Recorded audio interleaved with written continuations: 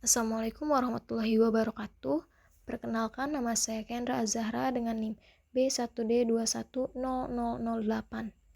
Di sini saya akan mempresentasikan tugas mata kuliah struktur konstruksi 4 dengan materi Hybrid Structure System.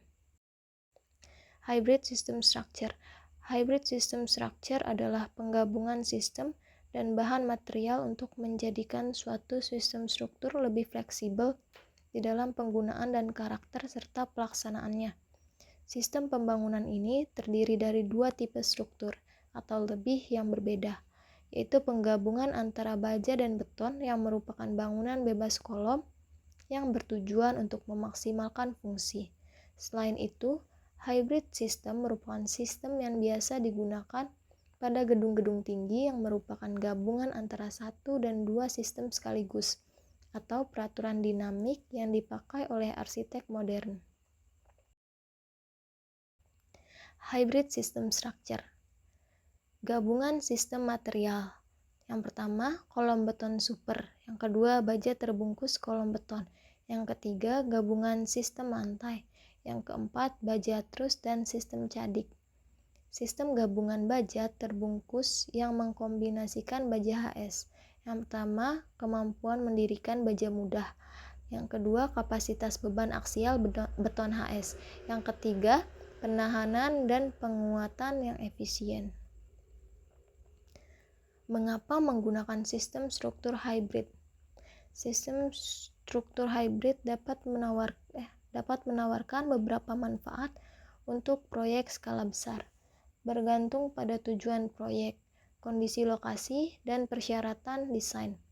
Misalnya, penggunaan sistem struktur hybrid dapat mengurangi berat struktur dan beban fondasi, yang dapat menurunkan biaya material dan transportasi serta mengurangi dampak terhadap lingkungan. Selain itu, dapat meningkatkan kekakuan dan kekuatan struktur, sehingga meningkatkan stabilitas, kemudahan servis, dan kinerja seismik. Selain itu, sistem struktur hybrid meningkatkan daya tahan dan ketahanan terhadap korosi pada struktur, memperpanjang masa pakainya, dan mengurangi biaya pemeliharaan. Selain itu, mereka meningkatkan ketahanan dan redundansi struktur, meningkatkan keselamatan dan keandalan jika terjadi kejadian ekstrim atau kerusakan yang tidak disengaja. Terakhir, mereka menciptakan bentuk arsitektur unik dan inovatif yang menarik perhatian dan memberi nilai tambah pada proyek. Bagaimana merancang sistem struktur hybrid?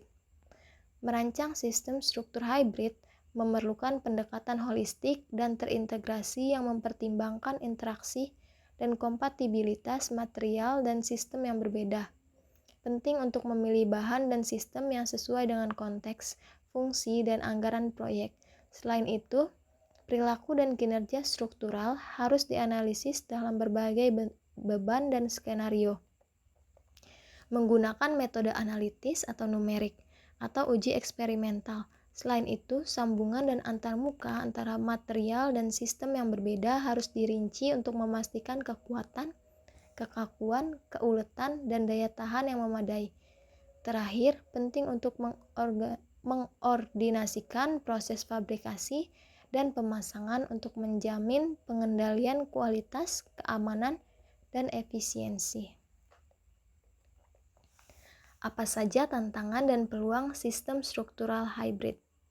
Sistem struktural hybrid memiliki tantangan tersendiri, seperti kurangnya kode dan pedoman standar untuk proses desain dan persetujuan, kompleksitas dan ketidakpastian sifat material dan sistem, pergerakan diferensial, ekspansi thermal, penyerapan air, dan reaksi kimia antar sistem, bahan dan sistem yang berbeda.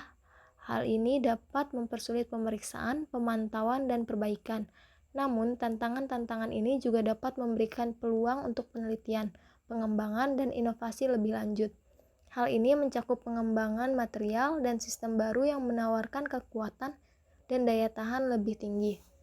Integrasi teknologi pintar untuk memantau kinerja struktural, serta mengeksplorasi konsep desain baru yang dapat memenuhi kebutuhan estetika dan fungsional. Contoh penggunaan hybrid system, misalnya pada bangunan yang menggunakan sistem outrigger dan tube. Gaya lateral yang bekerja pada bangunan ditahan oleh outrigger dan diperkuat oleh tabung-tabung dengan jarak yang rapat sehingga bangunan tinggi tersebut dapat dengan kuat menahan gaya lateral. Contoh bangunan yang pertama ada Overseas Union Bank Center, Singapura. Yang kedua ada Centrus Tower, Miami, Florida, USA. Yang ketiga ada First Bank Place, Minneapolis, Minnesota, USA. Yang keempat ada First Interstate World Center, Los Angeles, California, USA. Yang kelima ada Foster Tower atau Hong Kong Bank, Hong Kong. Foster Tower atau Hong Kong Bank di Hong Kong. Sesuai dengan gaya arsitektur yang diterapkan, sistem struktur yang digunakan pada headquarters HSBC ini adalah rangka baja exoskeleton, di mana rangka dari struktur bangunan diperlihatkan dan menjadi elemen estetis pada fasadnya. Struktur headquarters HSBC mirip dengan struktur jembatan, yaitu plat lantai digantung pada beberapa pasang tiang yang berbentuk seperti chevron dan ditopang oleh 8 tiang baja yang menyalurkan beban vertikal ke tanah.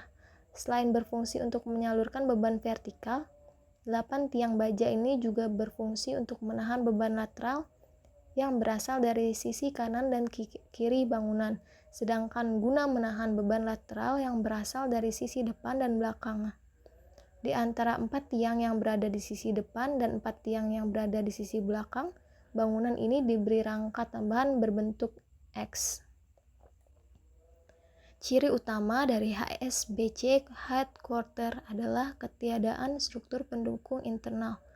Karena keadaan mendesak untuk menyelesaikan proyek ini, konstruksi bangunan sangat bergantung pada prefabrikasi luar, yaitu komponen yang diproduksi di seluruh dunia. Contohnya, baja struktural yang berasal dari Inggris, kaca, aluminium, dan lantai yang berasal dari Amerika Serikat, serta modul yang berasal dari Jepang. Bagaimana terbalik, VA dari tiang penopang gantung yang merentangkan konstruksi pada 8 tingkat adalah karakteristik yang paling terlihat dari bangunan. Struktur ini terdiri dari 8 kelompok, yaitu 4 kolom berlapis baja yang naik dari pondasi atas melalui struktur inti, dan 5 tingkat dari tiang penopang gantung segitiga yang terkunci pada tiang-tiang tersebut. Di sini ada fotonya.